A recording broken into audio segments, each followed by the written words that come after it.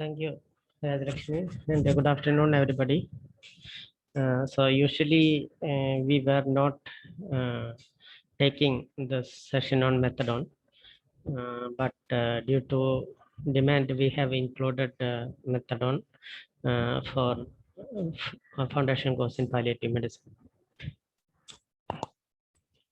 So I will share my PowerPoint presentation. Rajlakshmi, please Yes, sir. enable me. Please enable me to share the PowerPoint. Yes, sir. You can share it, sir. No, only host.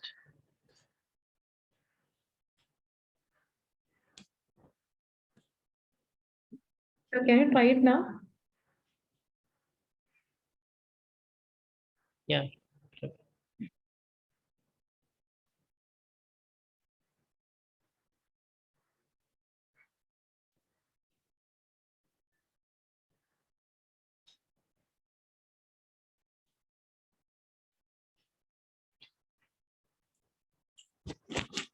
I hope it is visible. Yes, sir, it is. Okay. So before moving on to methadone, we already talked regarding the opioids which we can use in as a step 2 opioids as well as step 3 opioids. So the step 2 opioids, that is opioids for mild to moderate pain, include tramadol, tapentadol, and possibly codeine. Codeine is not used now by many people. And in the step 3, that is opioids for moderate to severe pain, which includes fentanyl, morphine, and methadone, which are available in India. So we already covered all the step 2 opioids and the step 3 opioids except methadone. So methadone is a it is actually a different drug from other opioids because of its various properties associated with the methadone. So let's go into the learning objective. So maybe after this you will be able to describe the pharmacological properties of methadone, and while you use methadone we have to actually weigh the benefits and risk, and how you will monitor a patient on methadone, and how to safely use methadone, and which are the patients you will start on methadone, and how can we convert from an opioid to methadone. So these are the things which we are planning to cover in this session. Okay, so first we'll talk about some pharmacology. So methadone is actually a mixture of S-methadone and R-methadone. Okay, so it's a combination or mixture of two isomers, S-methadone and R-methadone. And as you know, opioids act by combining with opioid receptors. And can anyone tell me the morphine, which is the receptor which morphine acts on? Mu. Mu Yeah, receptor. yeah. Morphine is a mu receptor agonist. Fentanyl? Kappa. Mu. Mu. Okay. So fentanyl is also a mu agonist. And look here, methadone is not only a mu receptor agonist, it acts on all the opioid receptors, mu, kappa, and delta. So it acts on all the opioid receptors as agonist. Okay. So it will have more potency. What does how does pentazocine acts on which all receptors? Agonist, antagonist. Mu. Kappa. It's a partial antagonist at mu and agonist at kappa. Okay, but here you have to understand methadone is a pure mu agonist acting on all the receptors. So this is the usual mechanism of action of any opioids, but methadone also acts in some other ways. That is, it acts as an NMDA antagonist. So it acts as N-methyl diaspartate receptor antagonist, which is the other NMDA antagonist. Ketamine. Yeah. So and methadone has also NMDA antagonistic activity. It also inhibits the reuptake of noradrenaline and serotonin. So what is this property known as? Or which group of medication has this property? SSRI. Not SSRI. Amitriptyline. Yeah, that is tricyclic antidepressants. Yeah. Okay. SSRI means it is selective serotonin reuptake inhibitors. That is, it inhibits only serotonin, but serotonin and noradrenaline reuptake inhibitors, it acts like a tricyclic antidepressant. So these are the three mechanism of action by which methadone acts. So that's why methadone is used in a variety of pain conditions.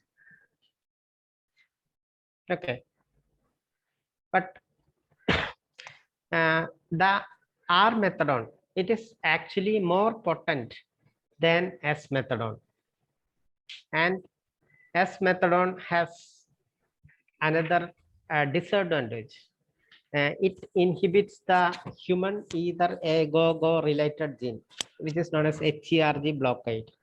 So this human either agogo related gene is abundantly seen in myocardium, and when the methadone combines with the HERG gene, it increases the QT interval, and sometimes it can produce Tau-Sode points. Anybody know what is Tau-Sode points?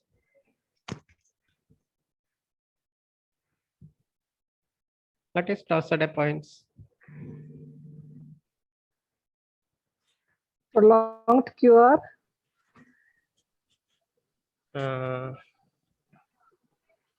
No, exactly.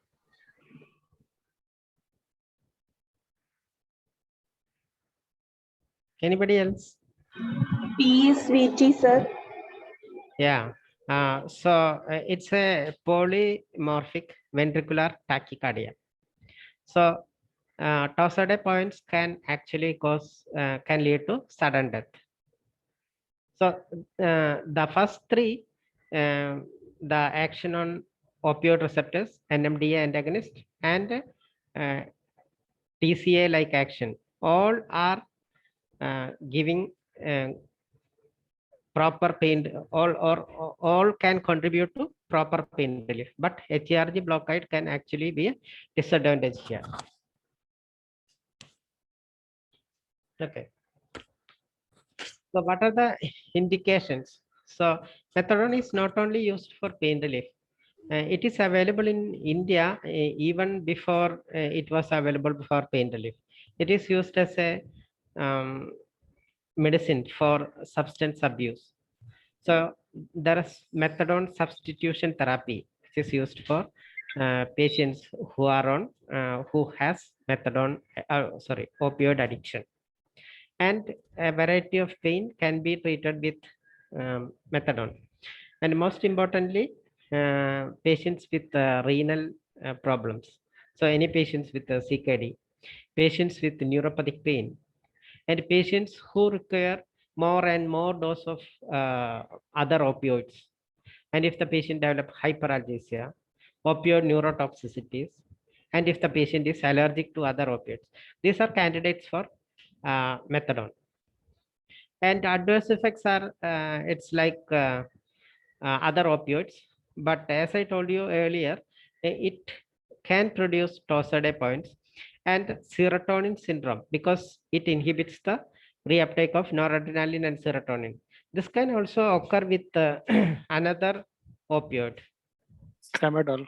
Yeah, tramadol also acts by two mechanisms. One is it is a mu opioid agonist, and it also acts like tricyclic antidepressant. So serotonin syndrome can occur with tramadol also, but I haven't seen any. So we will talk something on pharmacokinetics, that is absorption, metabolism, distribution, and excretion. Okay, so methadone is mostly absorbed from the upper small bowel, and about 70 to 80% is the bioavailability of methadone. What is the bioavailability of morphine? Anybody? 30 to 40. Yeah, approximately. It's 20%. Yeah. But here the bioavailability is 70 to 80%. And can morphine be, what are the routes through which you can administer morphine? Oral, Oral, IV, IV, Oral, IV, subcutaneous, rectal. rectal. Yeah. Okay. Can we give morphine sublingually? No. Okay. not be significant. Yeah, it's not significantly absorbed through sublingual route, but here in case of methadone, it can be administered sublingually, and bioavailability is about 30%, and it can be administered through parectal route also. Methadone can be administered parectally also. So in India, we have only tablets and syrup. So orally and parectally can be administered, and sublingually. And metabolism, okay. So metabolism actually occurs in a liver, which will come later.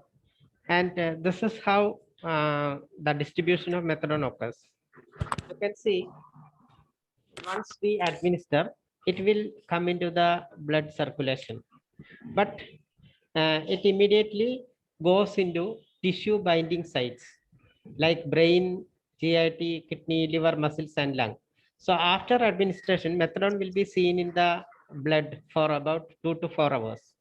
And then it will go and bind the tissue binding sites. And once this compartment, that is tissue binding site, is filled, Rajlakshmi, somebody has unmuted. Can you mute? So once the tissue binding site is filled, that will then released into the plasma or blood. And in the blood also, the methadone is actually bind to the alpha-1 acid glycoprotein. So only a small fraction is free in blood, which will be contributing to the analgesic action of methadone. So this is how it occurs. You can see the administered dose, which will go into the tissue binding sites, from where once this gets filled, it will be released into the peripheral blood. And from there, the free fraction will be contributing to the pain relief. So in this, you can see the tissue binding site is filled. Then the free methadone is released into the plasma. But in plasma also, you can see major portion is bound to alpha-1 acid glycoprotein, and only the free portion will be then providing pain relief. So the importance is it actually for this to happen, once it is administered, it goes to the tissue binding sites. Then after filling the tissue binding sites, it will be released into the plasma, and then it is released into the blood. And to have a sustained blood level of methadone, it will take about 5 half-lives. So 5 half-life means it is approximately 5 days. Okay, so 5 to 7 days is necessary for methadone to have a constant blood level. What, how long would it take in case of morphine?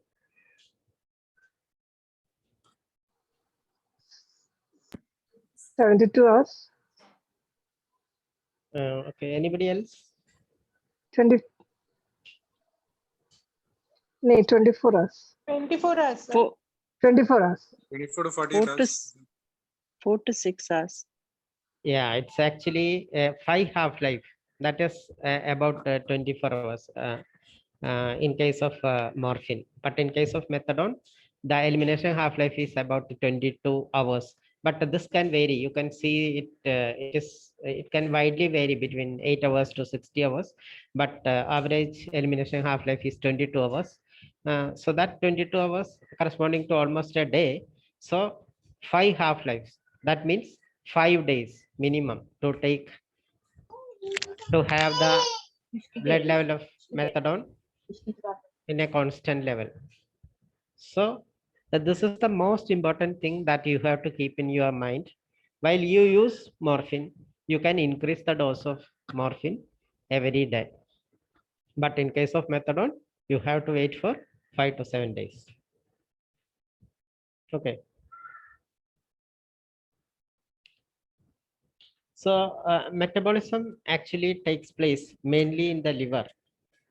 And as you know, the cytochrome P enzyme is involved in hepatic metabolism.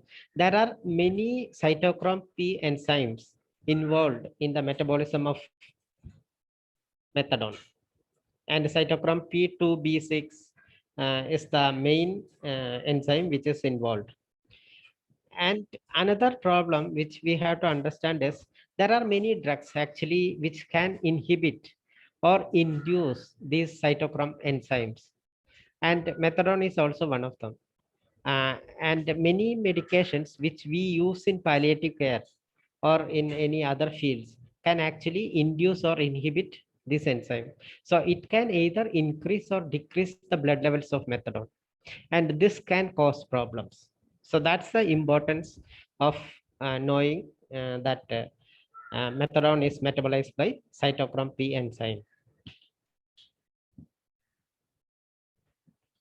And we told that methadone can cause, it actually bind with human either agogo related gene and cause tau points. So what are the risk factors which causes tau points? So electrolyte abnormalities like hypocalcemia, hypomagnesemia, hypokalemia. These are the electrolyte abnormalities which can cause tau points.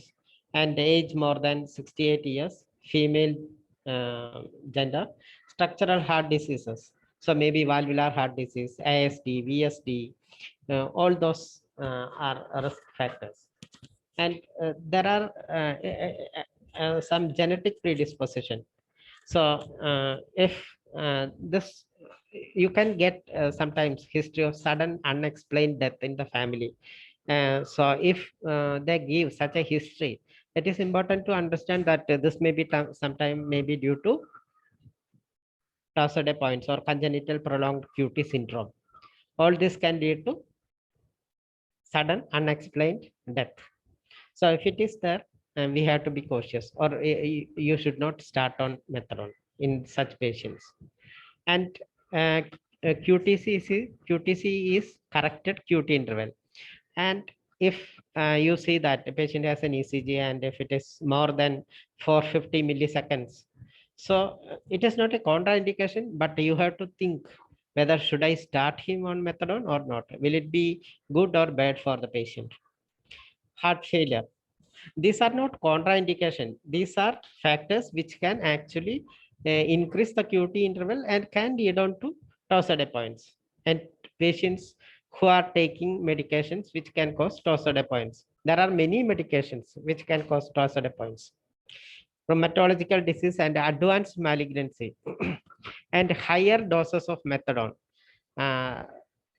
Maybe 45 may not be enough to cause prolonged QT interval that is significantly can cause clinical problems. But higher doses of methadone is always a problem. But we usually use in palliative care is less than 40 milligram, which can provide you good pain relief.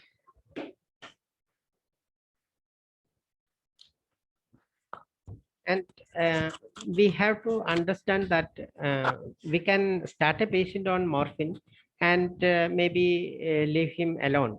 But in case of methadone, we have to actually monitor many things, because you already know that electrolyte abnormalities, QT interval, all these need to be monitored. So what all has to be monitored? It depends on the biological profile of the patient. So if the patient is, if the goal of care is comfort care, then we may not go for looking all those lab parameters and ECG. But if it is with a curative intent, we may have to be more careful. So baseline, at the baseline level, you can look ECG for QT interval, and from that you can get corrected QT interval. And as I told you earlier, potassium, magnesium, calcium, the decreased levels can actually increase the QT interval. And a follow-up ECG can be taken after 2 to 4 weeks. And after when you increase the dose of methadone, then maybe it is good to take an ECG when the dose is up to 30 to 40 milligram per day. And that's the usual dose that which we need. And if you see a patient who is more than 40 milligram, then you have to think of any other problems. And you have to actually keep the patient under strict maybe a telephone follow-up or personal follow-up for 5 to 7 days. So ECG and electrolyte monitoring, it all depends on what is the biological profile. If the patient has an advanced malignancy or advanced disease, then we may not go on monitoring these parameters. But if the patient is having a disease which has treated with a curative intent, then you have to monitor the patient very aggressively.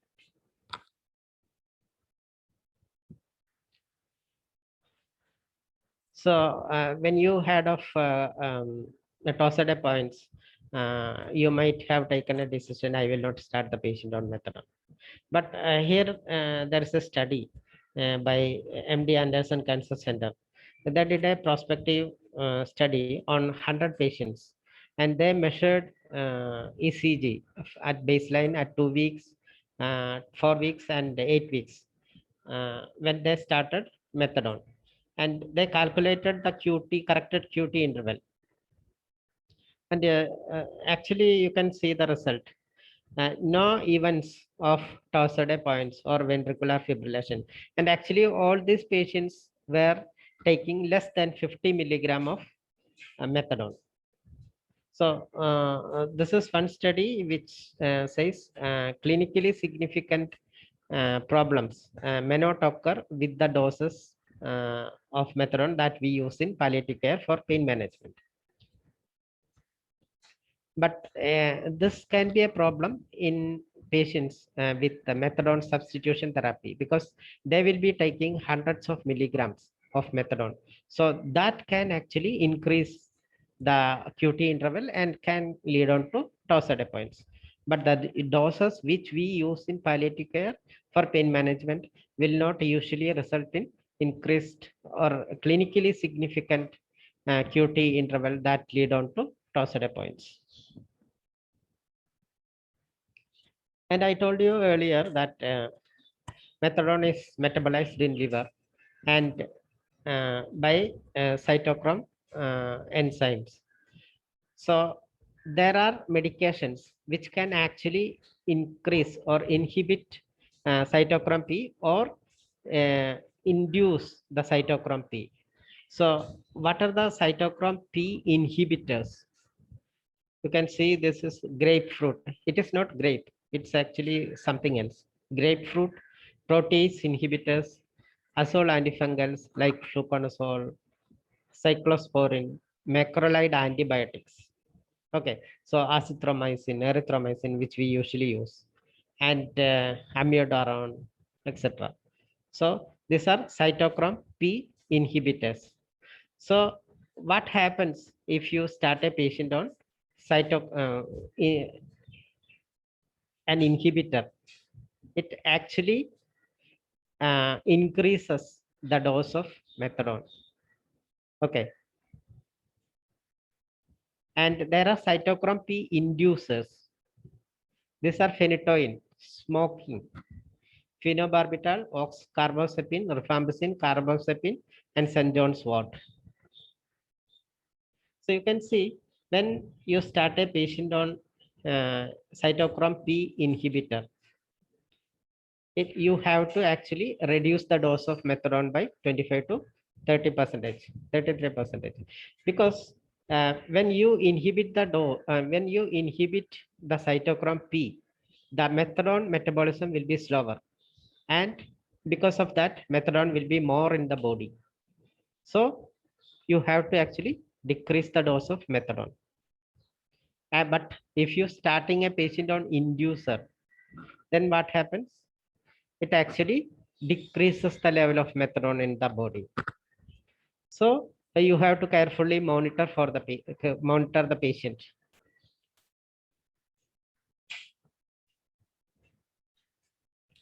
So which are the patients for whom we can start methadone? So patients with moderate to severe pain refractory to other opiates. You might have seen many patients who are on morphine or fentanyl, but without proper pain relief. And many patients who has chronic kidney disease, then we are in a dilemma what to do, whether we should give morphine with a reduced dose, but methadone you can safely administer. And if the patient says, okay, I don't want to take 6 times per day, I don't want to take morphine 6 times per day, if you can give me something which can be administered 2 times or 3 times per day, I can take it. So what is the duration of action of methadone? Anybody? 12 to 24 hours, sir. Okay, it's actually 8 to 12 hours. Okay, 8 to 12 hours. So you need to either give it BD or 3 times a day. And if the patient is on high dose of any other opioids, suppose the patient is on 100 milligram morphine 4 hourly or 50 milligram morphine 4 hourly, those patients will benefit with small dose of methadone. So you can stop morphine and start on small dose of methadone. And some patients has problems or opioid induced adverse effects. Sometimes there will be delirium, myoclonus, that is opioid toxicity. So, and they doesn't have proper pain relief, or even if they have proper pain relief, the adverse effects are severe. In such patients, you can use methadone.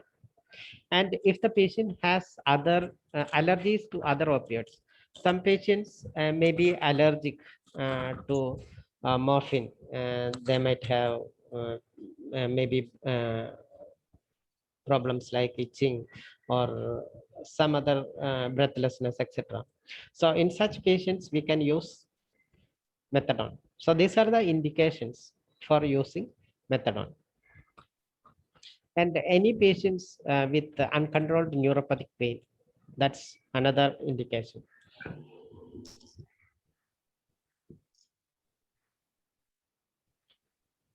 So these are the instances where we will be cautious. Structural heart disease and corrected QT interval more than 450 milliseconds, but less than 500 milliseconds. So a QTC interval more than 500 milliseconds is an absolute contraindication to start methadone. So corrected QT interval more than 500 milliseconds is a absolute contraindication.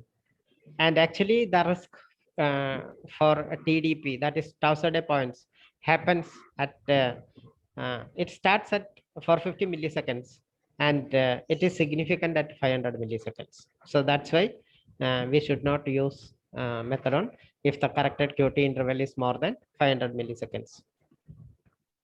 And patients with severe liver failure and history of non-adherence to therapies. So we can give morphine to somebody who is not taking properly, but we should not give if they have poor adherence to medications, because the metabolism of morphine, methadone, as I told you earlier, is not easy like morphine. Patients with sleep apneas and if the patient is on multiple drugs, that can either induce or inhibit cytochrome P enzymes, or that can increase QT interval, or drugs known to cause Tau-Sade points. All these are problems that we should take into consideration while we start patient on methadone. So the more important things which we have to look is the drugs. What are the drugs the patient is taking? Are they going to cause QT interval prolongation, or are they going to inhibit or induce cytochrome P enzymes? So these are factors which you have to consider while you start patient on methadone. And when you start patient on methadone, these are the questions that you have to keep in your mind. Is there a family history of sudden unexplained death? So you will ask the patient, in your family, has anybody died? And there is no known cause. So sudden unexplained death. And congenital QT syndrome, as I told you, it can run in families. QT, corrected QT interval more than 500 milliseconds. And patients with poor cognitive function, or patients without a reliable caregiver. This is very important. In our circumstances, there are patients who actually is living alone, and they may not understand, or they may not have clock, and so the administration of medication is very difficult, and they may take medicines at a time that they feel to do so. So in such individuals, it is not good to start on methadone, because it is going to accumulate and we don't know how they are going to take. So there should be a reliable caregiver who should be administering methadone to the patients at regular intervals that we have prescribed. And if you are unable to follow up the patient, then also we should not start the patient on methadone. And if there is misuse of any other opioids and acute pain crisis or acute pain management, methadone is not usually advised. Some literature also advises can be used, but I think it is better not to use methadone in case of acute pain. It will be better to start patient on morphine, because we can always titrate the dose of methadone every 24 hours. But in case of methadone, you have to wait for 5 to 7 days. And even in patients with liver failure, or if the patient is aged, then we have to even wait for more days, maybe up to 2 weeks. Methadone will take 2 weeks to stabilize the blood level. So if the patient is elderly, or if the patient has liver problems, wait for more than 1 week to increase the dose. So this is the methadone which is available in India. You can see the tablets, which is 5 milligram tablet. Okay, and the syrup is you can see it is total 150 ml. Each ml contains 5 milligram. And this is manufactured by only one pharmaceuticals in India, that is Rosan Pharmaceuticals. So till now, we have talked regarding the pharmacology of methadone. Anybody want to ask anything regarding the pharmacology of methadone? And then we will move on. Hello, sir. Yes, If it sir. is going to, if it is going to take 3 to 5 days to change the dose for titration, Yeah. then along with that, should we continue morphine? Yes, we have to. Thank you. Availability of methadone. Methadone is available in India, and as I told you, it is produced by only one pharmaceuticals, Rosan Pharmaceuticals. So if you have an RMA status, methadone can also be purchased under that RMA status. Okay. Where is this company, sir? Its head office in Mumbai, I think in Pune. When we give methadone, sir, for patients like in home care and all, what we can ask is when we go for visits for ruling out torsades pointers, is it okay if we just check the pulse? Is that a reliable pulse rate? No, I don't think it is a good method. But I think rather than checking pulse, first of all, you have to decide whether this patient needs comfort care, and then only you decide whether to start on methadone or not.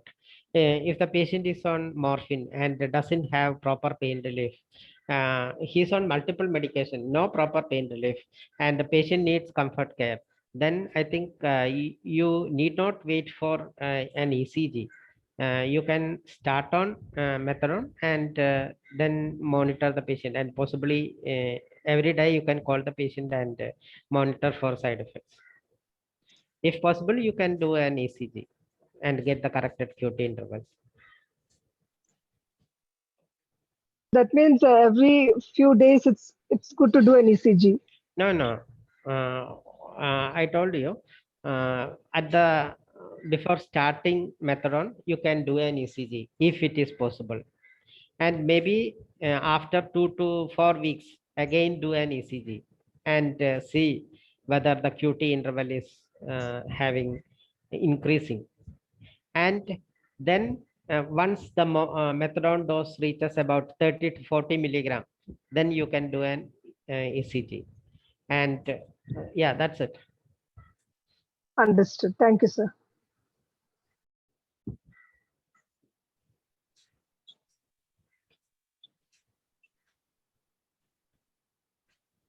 Any more questions regarding pharmacology?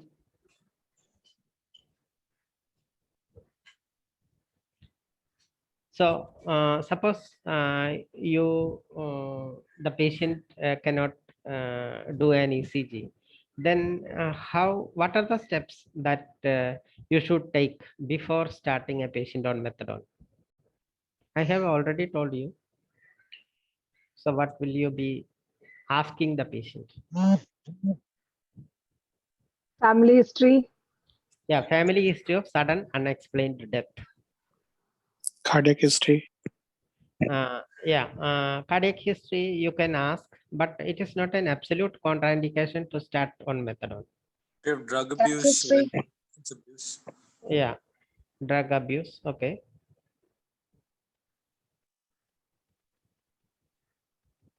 The other Anything? medications that the patient is on? Yeah, that's important. What are the medications? And some attendant, if he doesn't have an attendant or he is not able to understand.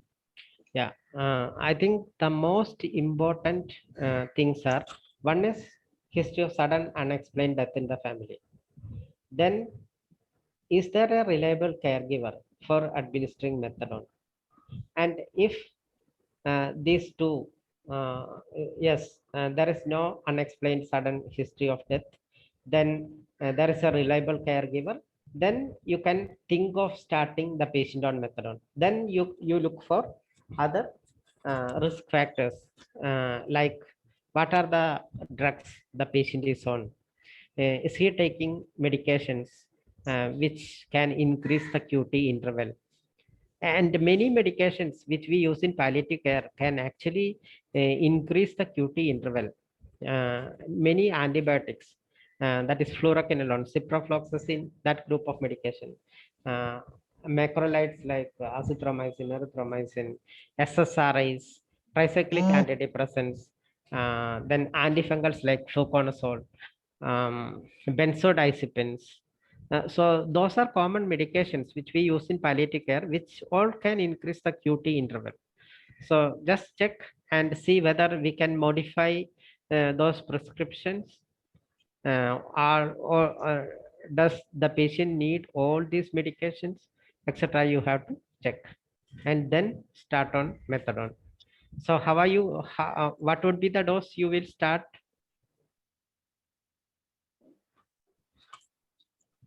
1/10 of the morphine. 1/10 of the morphine. Okay. Anybody else? Same dose as morphine. Same dose. So suppose the patient is on 10 milligram morphine 4 hourly, that is 60 milligram per day. The dose of methadone would be 60. Isn't it? 1/10. 1/10. It should be 1/10. 1/10. 1/10. Okay. So I think we will move on to methadone conversion. How can we convert an opioid to methadone? Okay.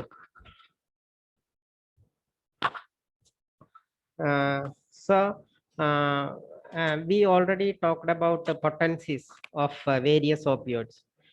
Codeine is 1/10 as potent as morphine. Tramadol is 1/10 as potent as morphine. Fentanyl is 100 times more potent than morphine. But in case of methadone, there is no such linear relationship. We cannot convert all the opioids to methadone on a single conversion factor. Okay. So this is the conversion chart you can use for converting the patient from a opioid to methadone. Okay. Whatever be the opioid the patient is using, you have to convert it into first to morphine and then from morphine to methadone. Okay. Suppose the patient is on opioid naive, that is patient is not taking any opioid. Patient is not on any opioids. That patient is known as opioid naive patients. So in opioid naive patients, or if the patient is taking less than 60 milligram of oral morphine equivalent per day, then you can start with 2 to 7.5 milligram per day. Okay, 2 to 7.5 milligram per day. 2 means you can start with 1 milligram BD. That is very small dose, 1 milligram BD, but that would be enough for pain relief with methadone. Okay, so that's why it has kept at 2 milligram to 7.5 milligram per day. And if the patient is already on opioid, then you can see if the patient is on 60 to 199 milligram of morphine per day, and if the patient is less than 65 years old, then the conversion ratio is 10:1. That is 10 milligram of morphine is equal to 1 milligram of methadone. So suppose the patient is taking 180 milligram of morphine per day. What would be the methadone dose? 18 milligram. Yeah. Divided in 2 or 3 doses. Because Yeah. it is got a BD or TDS. Yeah, 180 milligram. That is 180 divided by 10. So that is 18 milligram. So you can use it 6 milligram TID or 9 milligram BD. BD. And if the patient is taking 200 milligram, or if the patient is more than 65 years old, then the conversion rate is 20:1. Yeah. Suppose the patient is taking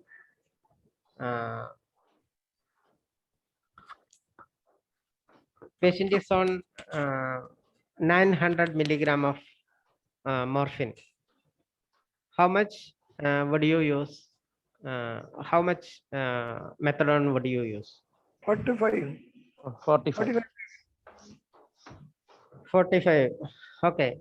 So there is another recommendation. Whatever be the dose of morphine, you should never start patient on more than 30 to 40 milligram at a time. Okay. So maximum dose is 40 milligram when you start patient on methadone for the first time. So even if this patient, when we calculate, it comes to 45 milligram, no need to start on 45 milligram. Start maybe even 15 milligram or 10 milligram TID, 30 milligram. And you can see, and then only you increase the dose. Because as the dose of morphine increases, the requirement of methadone decreases. How many doses? 2 or 3? You can either give twice or you can give thrice. It is 8 to 12 hours duration of action. Repeat that again. Can you explain that again, please? Which one? As the dose of morphine increases? Yeah, just see this slide. You can see in if the patient is taking 60 to 199 milligram, the conversion rate is 10:1. But if the patient is more than taking more than 200 milligram, the conversion rate is 20:1. So what we have to understand is, as the dose of morphine increases, the potency of methadone increases. That means the dose which required will be less if the patient is on high dose of morphine. Okay, Sir, sir. hello. Hello, sir.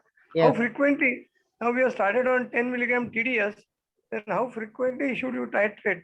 Next day, or next day? So when can we titrate the dose of methadone? After 1 week, So it 5 to takes 7 days. After 5 5 to days. 7 days. Yeah, So, that's the most important thing. We have to wait for 5 to 7 days. okay, then only increase. Okay. Yeah. So this is it. If the patient is taking less than 30 milligram per day of methadone, you can increase 5 milligram of methadone per week. Okay. And if the patient is taking more than 30 milligram per day, you can increase 10 milligram of methadone per week. Sir, So, per week or per day? No, it's per week. So suppose the patient is taking maybe 20 milligram of methadone, and you see that patient, in addition to, or patient says, no, I have pain relief, but it's not satisfactory.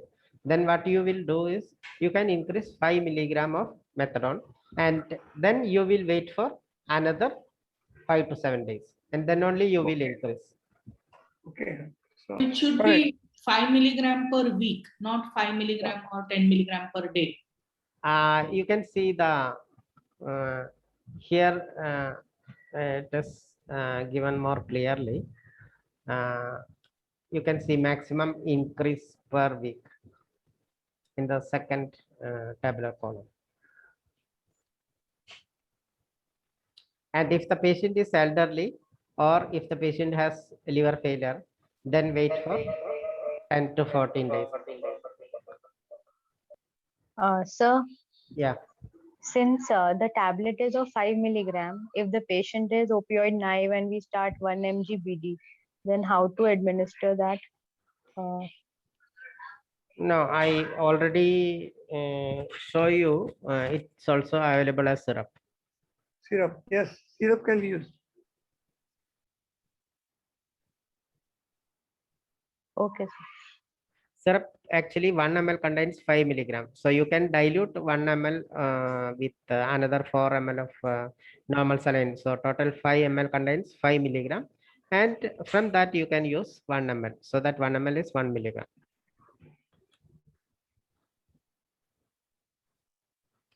Okay. So this is how we convert. And now we will move on to some patient stories, real patient stories. Okay. So this is a 37-year-old man who had carcinoma of the buccal mucosa in 2018, and then he had another primary malignancy, papillary carcinoma of thyroid, which for which he has undergone surgery and radiation. And in 2019, he had a level 2 nodal recurrence. He again underwent surgery. So his problem is pain starting inside the left ear, going to the back of head, and then from there to submental region. It's pricky. The score is 10/10, for which the patient was tried on many medications, including morphine. And he was also given extra oral mandibular nerve block 3 times by a very famous hospital, but patient didn't had any pain relief. And then after the mandibular nerve block, then they tried on injection morphine, but the patient had toxicities. And then they discharged the patient with tab morphine 10, 15, 10, 30, and 10 milligram SOS. And patient had severe pain, and you can actually see how he's sitting. This is a patient. I don't know whether you can see him properly. So this is the patient, and his wife is also nearby. So this is how the patient will be like. Sorry, anybody talking? We can see the patient. Yeah. Okay. He's bending forward. Yeah.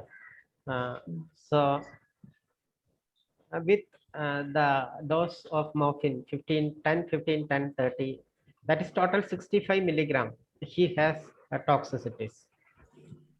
So they were unable to increase the dose of morphine, but at the same time, patient had severe pain. And they also tried him on various adjuvant analgesics like gabapentin, pregabalin, amitriptyline, but there was no pain relief. So this is the prescription of this patient. Tab morphine 10, 15, 10, 30 milligram, pantoprazole 40 milligram OD, ciprofloxacin 500 milligram BD, tab acetalopram, tab serratiopeptidase, diclofenac patch every day, tab paracetamol 650 milligram 1 SOS. So what will you do for this patient? Methadone, sir. Why methadone? Sir, first we can add gabapentin, sir, because there's no neuropathy. I told you that this patient was already tried on various adjuvants like tricyclic antidepressants, gabapentin, pregabalin. There was no proper pain relief. Then methadone, sir, because opioid toxicity, he had opioid toxicity. So what are the indications in this patient to start on methadone? Inadequate pain relief and then toxicity, said okay, morphine. Yeah. Inadequate pain relief, morphine toxicity, then neurological symptoms also, sir. Uncontrolled neuropathic pain, isn't it? Multiple drugs. Yeah. Yeah. So those are a few indications which says us that we should, and even the extraoral mandibular nerve block failed. So those are a few indications which says we can start the patient on methadone. So what? How do you start patient on methadone? Before starting methadone, what would you ask this patient or his caregiver? sudden death. Yeah, history of sudden unexplained death. Is there any history of sudden ECG. explained that in his family? ECG electrolytes And if possible, take an ECG. and And electrolytes. electrolyte. Yeah, Electrolytes. yeah. Calcium, potassium, and magnesium. Okay. And we took that. Suppose we are unable to take an ECG, then what should we do? LFT, sir. No, we are unable to do ECG and other lab investigations. So what will We we can do? start. We can start small dose. Yeah. So you have to see this patient who had carcinoma of the buccal mucosa. Now he has second primary malignancy, papillary carcinoma of thyroid. Then he had undergone surgery, radiation. And now with nodal recurrence, that was also operated. And his oncologist says he has an advanced malignancy. They were unable to do anything. So what is our aim of care in this patient? What So should be the pain goal? relief. Comfort, Pain relief. comfort and pain relief. Yeah, goal of care is comfort. So in such patients, we may not even do such investigation if it is not possible. So what we can do is you can actually go through the medication chart. What all are the medications which can increase the QT interval? So what is this escitalopram, sir? Escitalopram is a SSRI, that is selective serotonin reuptake inhibitor, which is used to treat depression. Okay. The quinolones will increase QT interval, sir. Yeah. So even this will also increase, sir. Ciprofloxacin, escitalopram. Okay. So in this pantoprazole, ciprofloxacin, escitalopram, all those can increase the either increase the methadone level or can increase the QT interval. Yes, they can increase the Okay. QT. Coflox and Escitalopram as well, sir. So what can we do in this patient? Can start with a Low small dose. dose of Low dose. Okay. How much of methadone would you start for this patient? 1 65 milligram BD. of morphine. So 6.5 milligrams, around 6 milligrams. Okay, this patient, so you can see.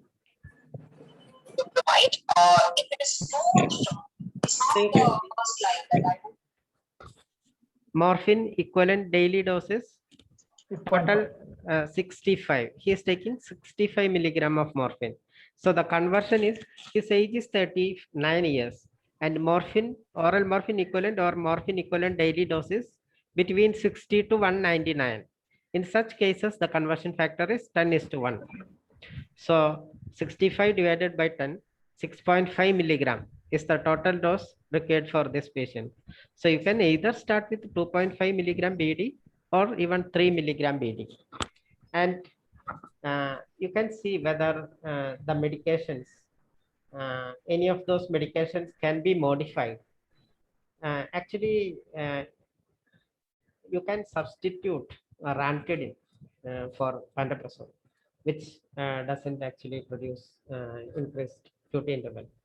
You can stop ciprofloxacin and start on maybe another amoxicillin clavulanic acid. That is not going to increase the QT interval. Escitalopram, you have to see actually what was the indication for which he was started on. Was it for pain or was it for depression? And if it was for pain, I think I will stop escitalopram because escitalopram is an SSRI, which is not usually beneficial because the blockade of noradrenaline is more important in case of pain relief. So in that case, if it was for pain relief, I will stop escitalopram. And You won't stop morphine immediately, no, sir, because this will take a bit of time, no? Yeah. So what will you do with morphine? What will you do with morphine? Now you have Continue morphine for 5 days at least till the methadone effect is visible. Okay, I will write here. You have to actually continue the morphine, but not the fashion which not 4 hourly.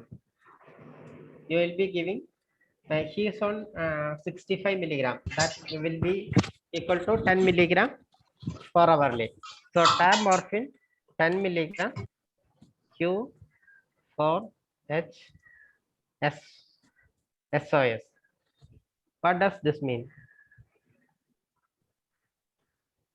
4 hourly whenever required. It is 4 hourly whenever required. Yeah, that means usually what we usually write is 10 milligram Q 4 hourly and SOS. But here it is not, there is no and, it is Q for SOS. So every 4 hourly you can ask the patient, do you have pain? If the patient has pain, give 10 milligram. If the patient doesn't have pain, don't give morphine. So you will stop morphine actually and start the patient on methadone, and you are giving morphine on a SOS basis 4 hourly SOS basis. Okay, so that's what you will do. I hope it is clear. Yes, yes. Yes, sir. Okay. Will a pain of 10 by 10 subside when we shift immediately to methadone? Because you said it takes about 5 to 7 days, right? So I told you that for 2.5 to 4 hours, the methadone will be there in the blood. Okay, and after that it will go into the tissue binding sites. So when you administer methadone, maybe for some time, maybe for 1 hour, 2 hour, patient can have some pain relief. Not very good pain relief, but some pain relief. And after 5 to 7 days, when the blood level is stabilized, then only the patient will have good pain relief. That's why you are giving morphine on SOS basis till that 5 to 7 days. So I told you that it is not a good practice to start patient on methadone when the patient has acute pain. Yes, but you also told us that when we deal with pain, we should not wait for the patient to actually, we should give it by the clock. So yes, you have to give it by clock. But so should here you are starting the patient on another strong opioid, and that has 8 to 12 hours of duration of action. But in the beginning, they may not give that 8 to 12 hours. Instead, methadone will give pain relief for some time. We don't know actually how much pain relief it is going to give. So that's why if the patient has pain, then we are administering 10 milligram. That's what we can do in this patient. Otherwise, sometime we are actually going to make more trouble for the patient if you give it 10 milligram 4 hourly. Okay, thank you, sir.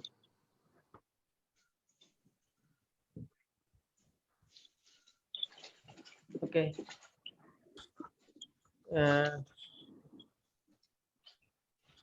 So this patient, we started him on 2.5 milligram BD and morphine 10 milligram for hourly SOS basis. The patient had better pain relief, but after 6 days, then no, that was not satisfactory pain relief, but the patient was not better. He wanted more pain relief, so we increased the dosage to 2.5 milligram TID. So we increased only 2.5, and that was increased to another 2.5 was also increased after 10 days, and patient had actually excellent pain relief. So you have to understand this patient who has undergone interventional pain management didn't had any pain relief. He was on morphine many other adjoint medication, no pain relief. But when we put this patient on methadone, he had very good pain relief. Okay.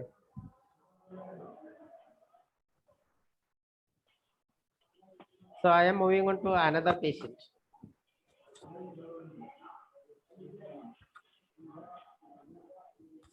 Rajalakshmi, can you mute you from your end? I think you are unmuted. Sir, I was muted only. Yes, sir, I will mute. So this is a 39-year-old woman who had advanced malignancy of the pancreas, stage 4 disease with liver, lung, and splenic metastasis.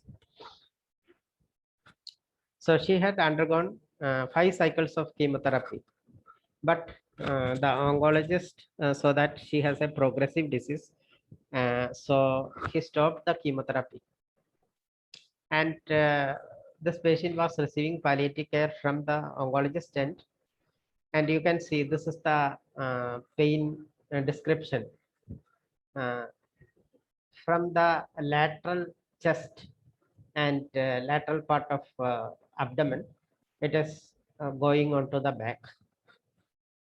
And this pain was there for the last 2 months. It was continuous pain. Most of the time, pain is 8/10, which increases to 10/10. And they say it is stabbing pain. Movements actually increases, and patient is sleeping on the right side, right lateral position. Patient is on morphine plus tramadol plus paracetamol, which gives some pain relief. That's what 10/10 to 8/10. And patient is unable to do the activities of daily living by herself. And she is unable to sleep and also depressed. So this was a patient that we discussed in our class also, I think. So she was there that day. Oh, I don't know. I don't Yeah. know. Rajagopal sir discussed it. Yeah, probably that same patient. So this patient is, but we didn't discuss details, I think. Yes, sir. Yes, sir. So this patient was on tab morphine 20 milligram Q6 hourly, injection tramadol 100 milligram IV TID, injection paracetamol 1 gram 6 hourly IV, gabapentin 100 milligram TID, amitriptyline 25 milligram HS, and bisacodyl 2 milligram HS. In addition, patient had myoclonus. So how to start on methadone in this patient? First, ECG and electrolyte if possible, sir. What is the goal of your care in this patient? Okay, sir. I mean, pain relief, sir. Pain relief, sir. Immediately Cyber methadone. So this patient actually had an advanced malignancy, stage 4 liver disease, stage 4 CA pancreas with multiple metastasis, and oncologists ruled out any type of oncological intervention. So now the goal of care is comfort care. So even if you are unable to do an ECG and electrolyte, it should be okay.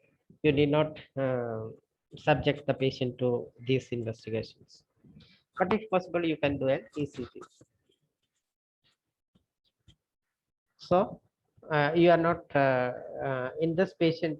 We were unable to do an ECG. What else can you do?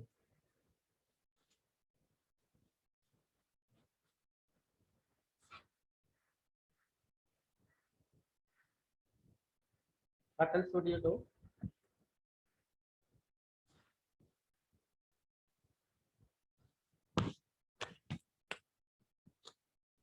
Anybody?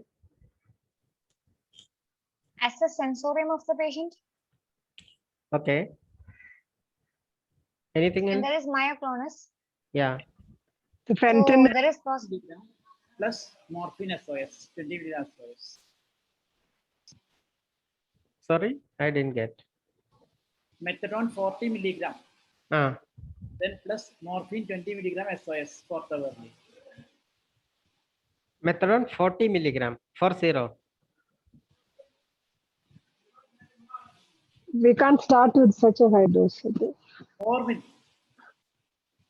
So the morphine dose total is 80 milligram per day. So we can convert it to 8 milligram of methadone per day. 4 milligram BD.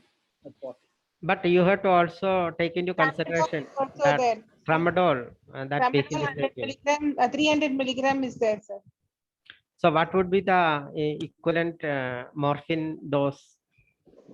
So, Tramadol alone? What look is for the tramadol conversion, sir. Tramadol What- conversion to morphine and then yeah? then What you is calculate the total dose and then calculate the methadone dose. what is the potency of tramadol compared to morphine? 50. 110. 10 times. Yeah, 110. it is 1/10. 1/10, sir. So what is the oral morphine equivalent of the tramadol she is taking?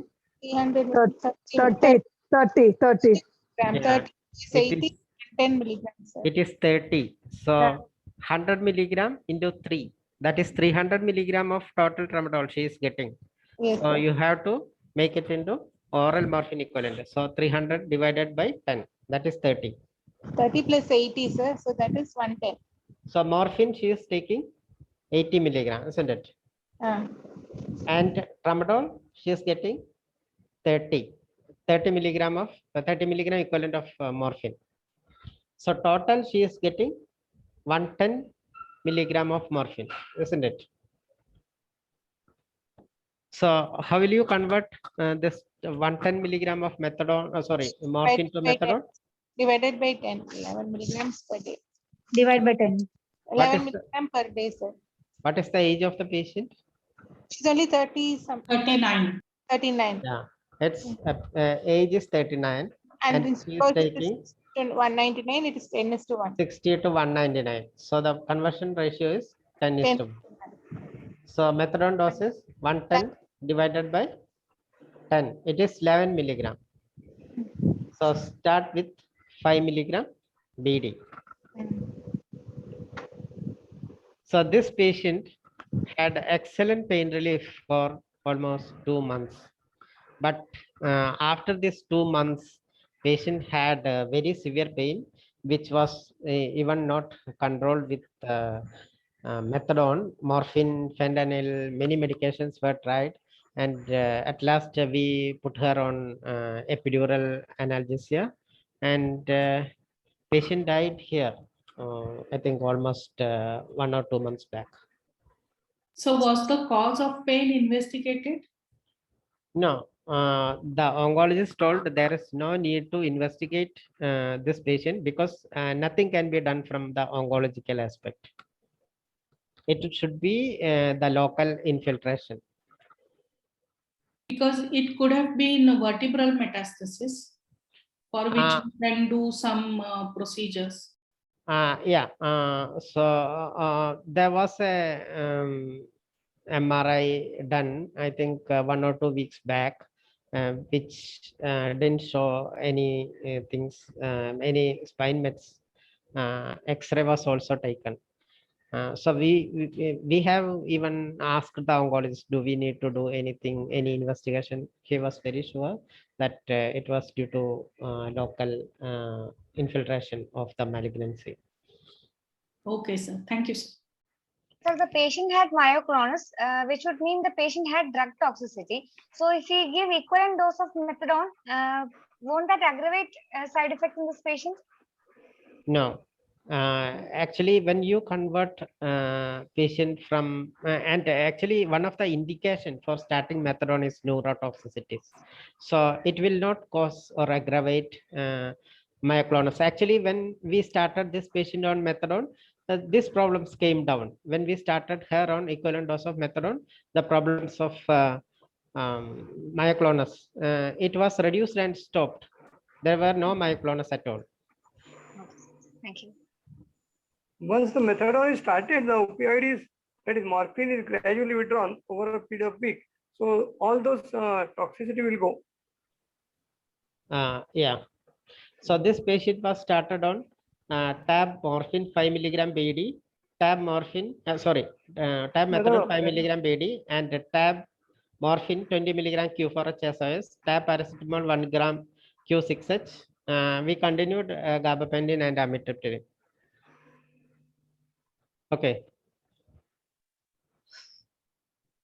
So this is another patient, 40-year-old man, advanced malignancy of the lung, pain on both lower limbs, T12 compression due to metastasis, burning pain, continuous. He received radiotherapy, and after 1 month, the patient is on tab morphine, 40 milligram Q 4 hourly and SOS. He didn't had satisfactory pain relief. So how will you proceed?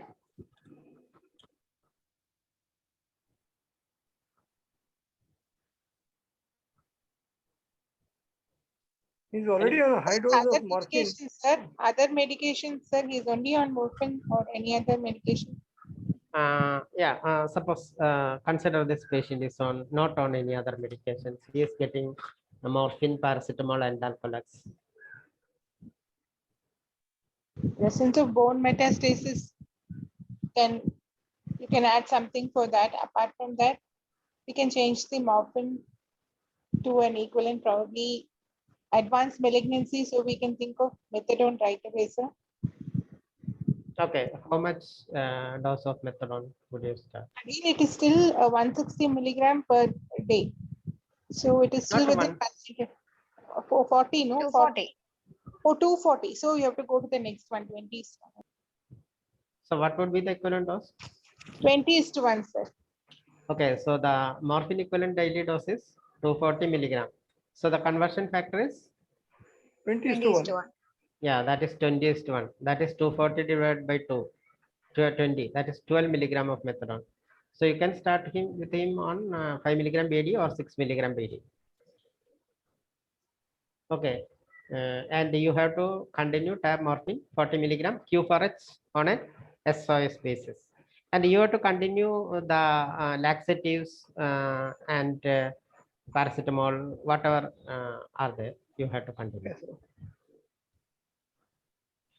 Okay, so here there is a link for you to get what are the medications which can interact with cytochrome P enzymes and medications that can cause prolongation of QT interval. So that's about methadone, and if you have any doubts, you can ask question, or else I will take you through a poll which will give us a review about what we have covered in this session. Sir, I have a question. Yeah. Because methadone causes QTC prolongation, and you said tricyclic antidepressant and SSRIs also cause the same.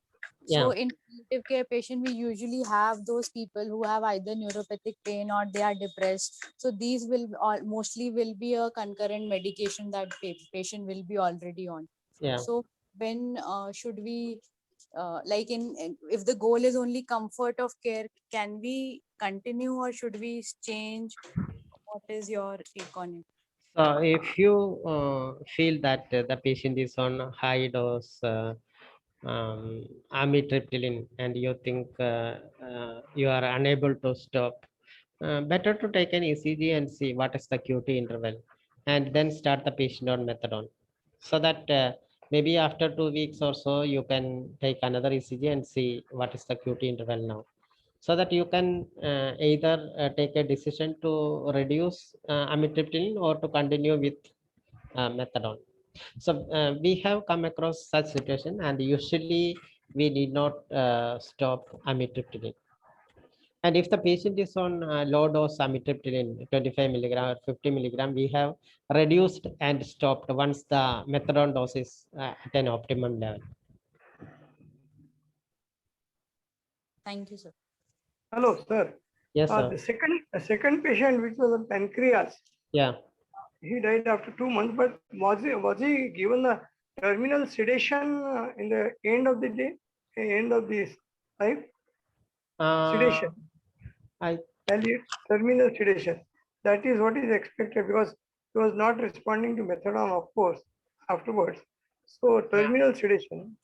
Actually, I don't say that she was getting palliative sedation, because palliative sedation is sedating the patient to a level where patient doesn't feel the suffering or Yes, feel the pain. yes, But this yes. patient was getting some sedation, but at the same time, she wanted to see her children, and actually she during the last 2 days, because she was terminal, she was going sleepy, more sleepy towards the Okay. last 2 days. So we actually we did not administer sedation. Rather, the natural process made her Okay. Okay. death. Yeah. Peaceful. Thank you.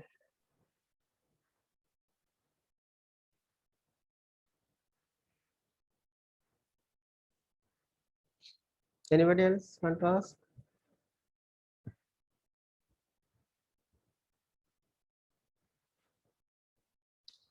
So let's have a review of the topics now that we have covered here. Rajalakshmi will show you a poll, and you have to select the correct answer. Please select the correct answer and submit it, all of you. Only 4 participants has done. Yeah. Requesting others also to do.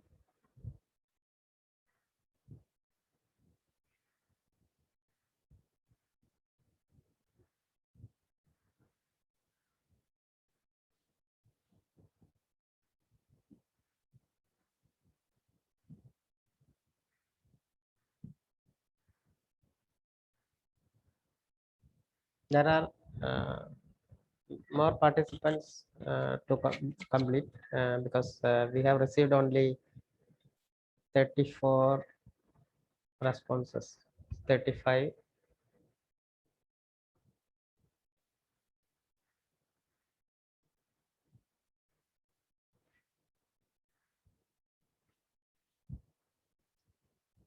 So we can see at least 50 participants, but only 36 people has participated in this.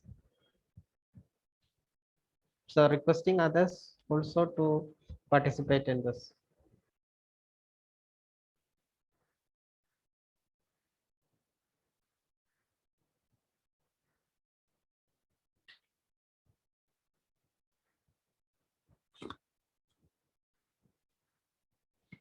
Okay. So most of you got it correct. The duration of analgesic effect of methadone is 8 to 12 hours. Okay. Next, Rajlakshmi.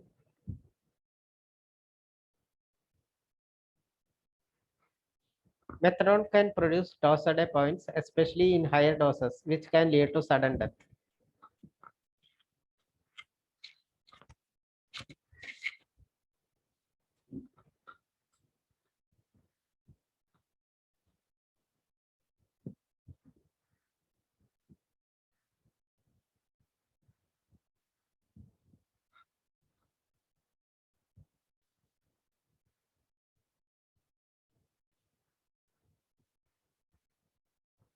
Okay, so 34 of you have responded, and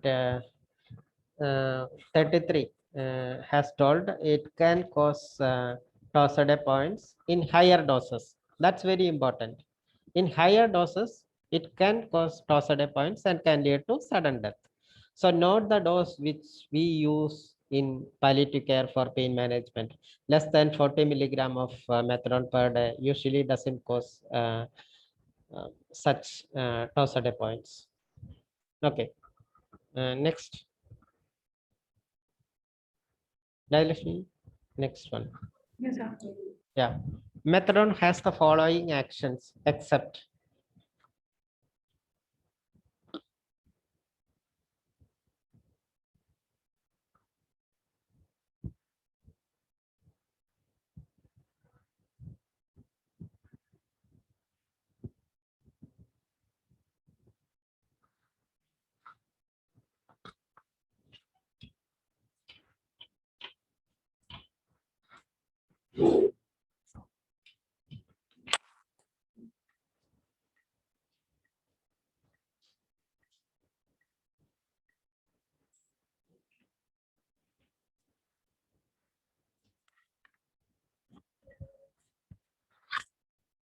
Okay, so most of you are right. Methadone has all of the following action except prostaglandin inhibition. So prostaglandin inhibition is the mechanism by which NSAIDs act. Okay, so methadone is NMDA antagonist. It is agonistic at opioid receptors, and it also has tricyclic antidepressant-like action. So these are the three mechanisms by which methadone works. Okay, thank you. Next.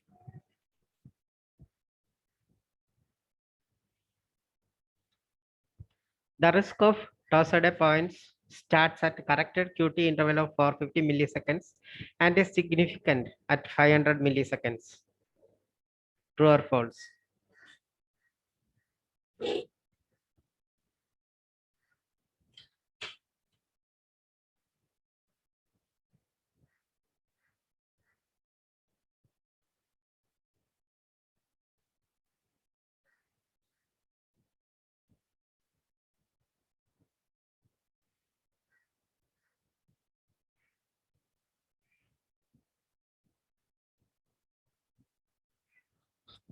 Okay, thank you. So that's a correct statement. So the risk of torsade points starts at corrected QT interval of 450 milliseconds and is significant at 500 milliseconds. So that's why in patients who have corrected QT interval of 500 milliseconds, we usually don't start on methadone. Next.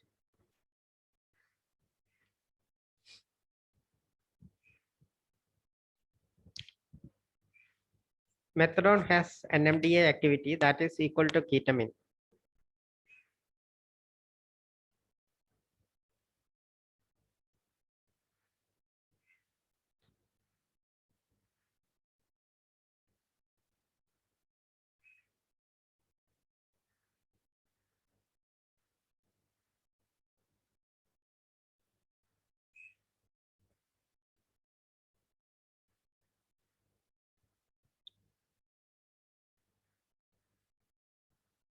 So your group is divided into two in this answer.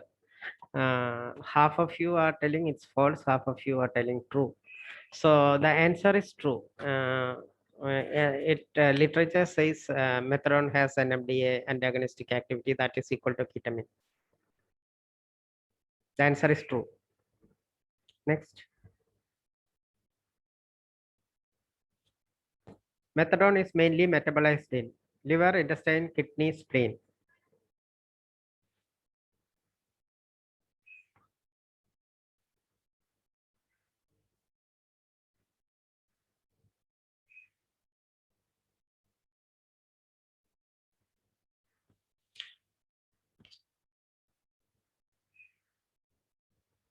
Okay, thank you. So most of you got it right. It is in liver by cytochrome P enzymes.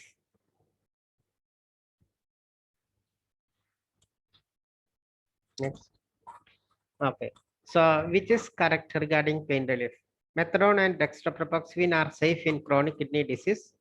Methadone and codeine are safe in chronic kidney disease. Methadone and fentanyl are safe in chronic kidney disease. Morphine is the safest opioid in chronic kidney disease.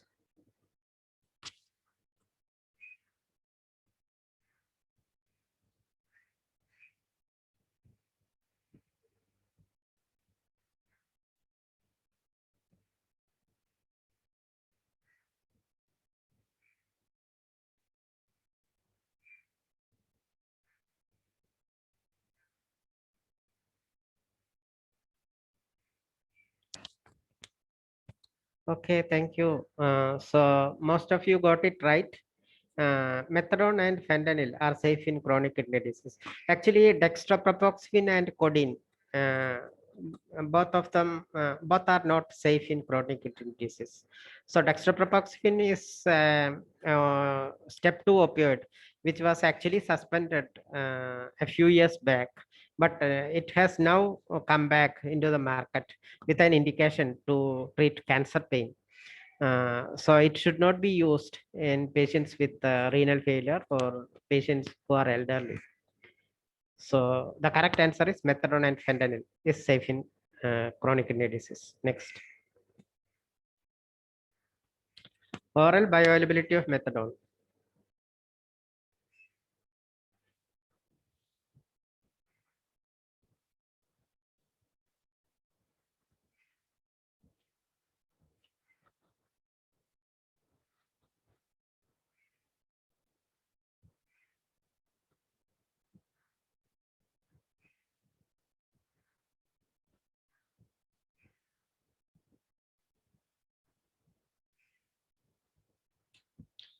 Okay, thank you. Oral bioavailability of methadone is 70 to 80%.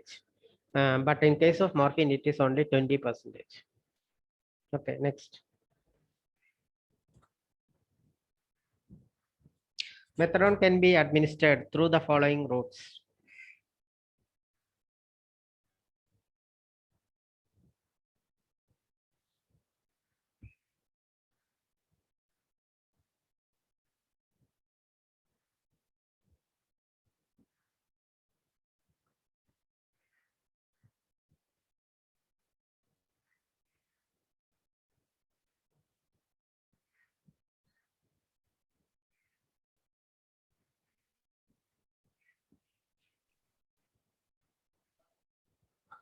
Okay, here there's a problem because I talk regarding only about the syrup and tablet, but injection is also available, which can be given intravenously as well as subcutaneously.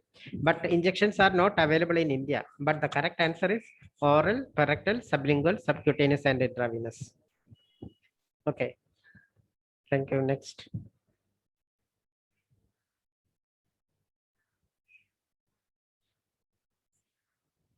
So methadone blocks HERG, human either agogo related gene in myocardium and can lead to increased QT interval.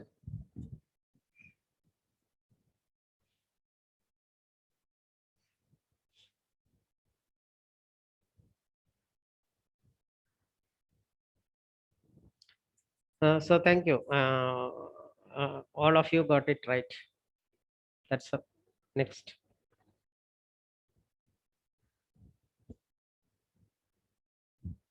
The following medication can cause increase in QT interval if co-administered with methadone.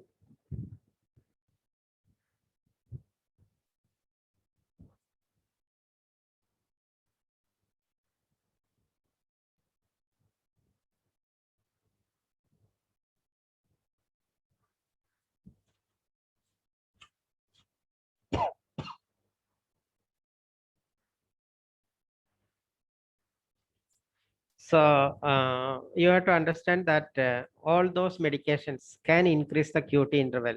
So any macrolide antibiotics, any fluoroquinolones, SSRIs, haloperidol, all those can increase the QT interval if you co-administer with the methadone. Next.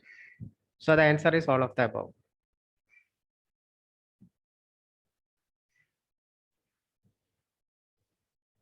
Methadone's blood level will be stabilized after.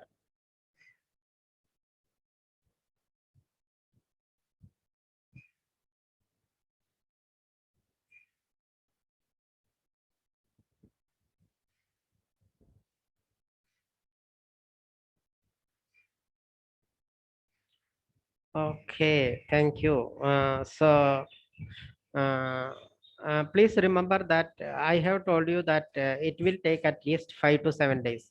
But in patients who are elderly and patients with hepatic failure, it will take up to 2 weeks. So the right answer is 5 to 14 days. Next.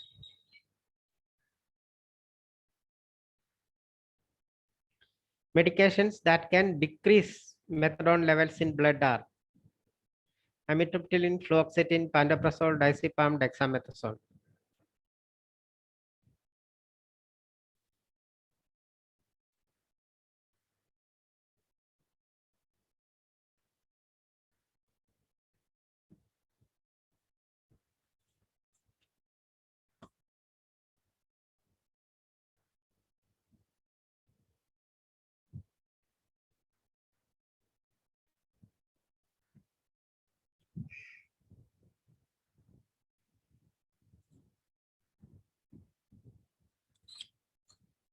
Okay, the correct answer is dexamethasone. So there is no shortcut. You have to just read about those medications.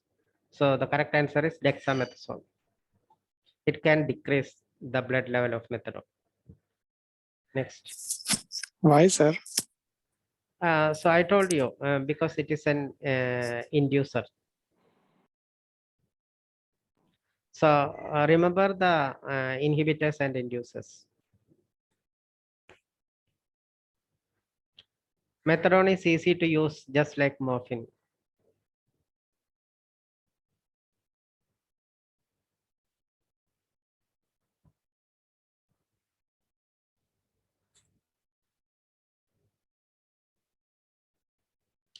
Okay, it is not at all an easy medications to handle. You have to be very careful because of QT interval prolongation, tossed points, multiple drug interactions. All those make it very difficult to handle methadone. So be careful while you handle methadone. Next.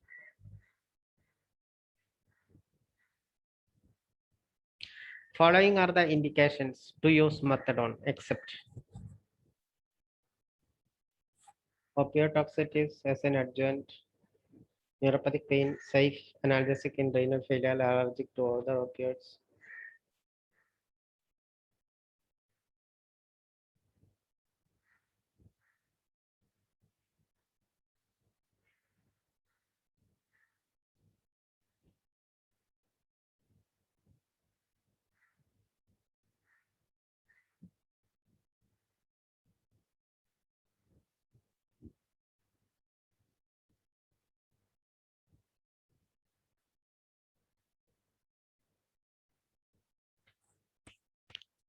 Okay. So can anybody tell me the right answer with explanation? So I feel as an adjuvant, not as an adjuvant. All of the above. Anybody else? It is not an adjunct, sir. It is an opioid. So it is not an adjunct, and all the other indications that I mentioned, it can be used, but it is not an adjunct, sir. It only can be used in special situations that I mentioned above. Okay. Anybody else? Yes, so the same points actually it cannot be used as an adjuvant. I mean, as in it's a mainline drug, so yeah, cannot be used as an adjuvant. Okay. Some people have written none of the above. So the people who have written none of the above can unmute and speak.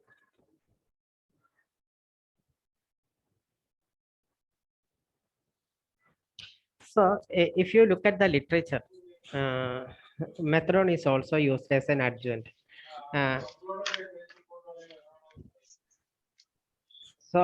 Here, what an adjuvant means, the medication that is co-administered with another analgesics to give better pain relief.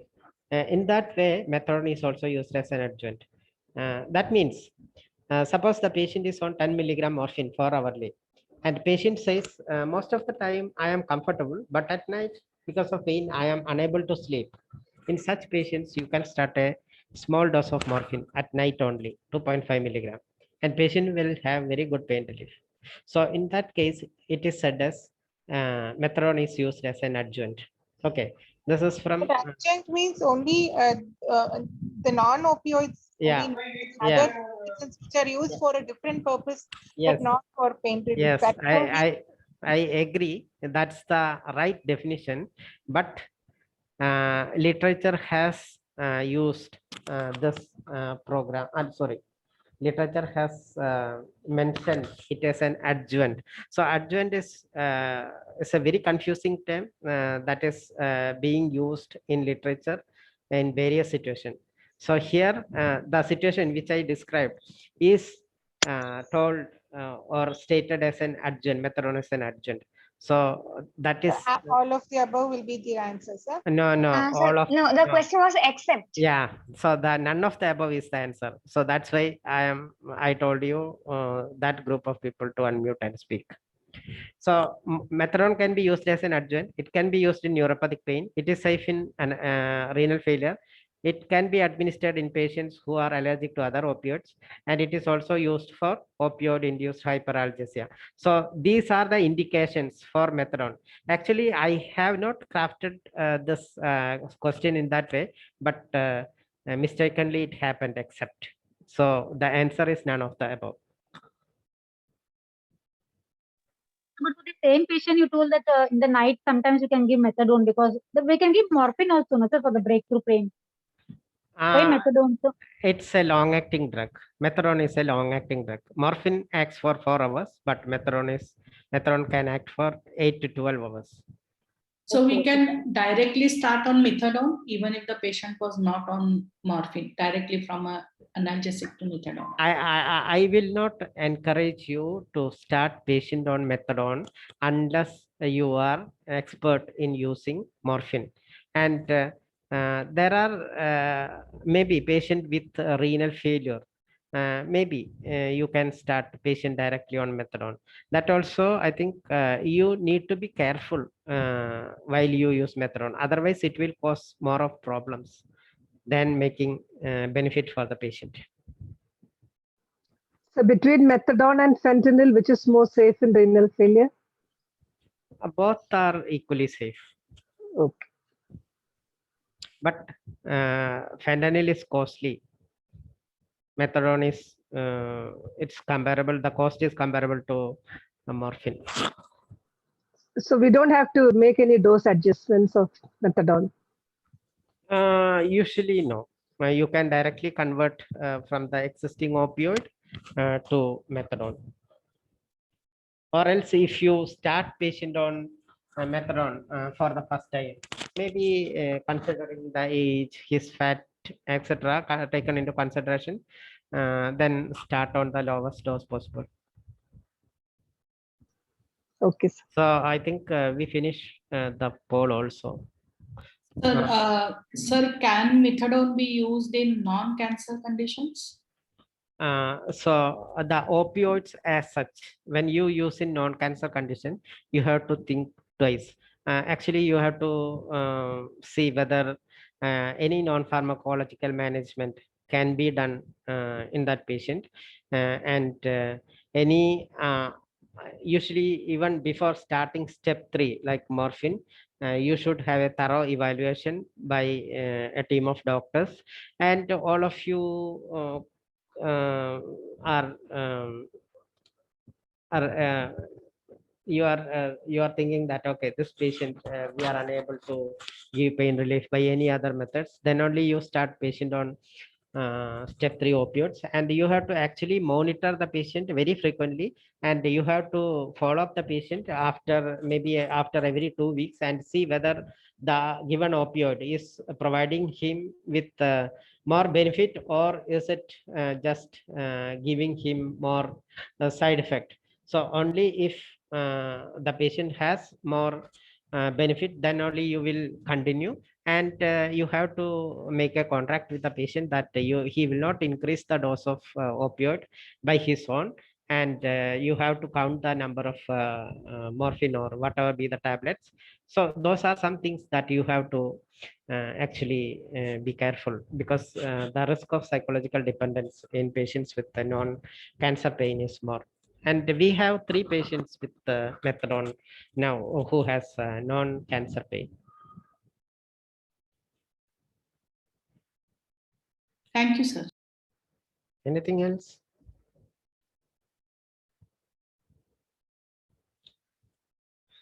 Okay, so if I think we have overshooted our time, so we can wind up our session. So thank you for your active participation.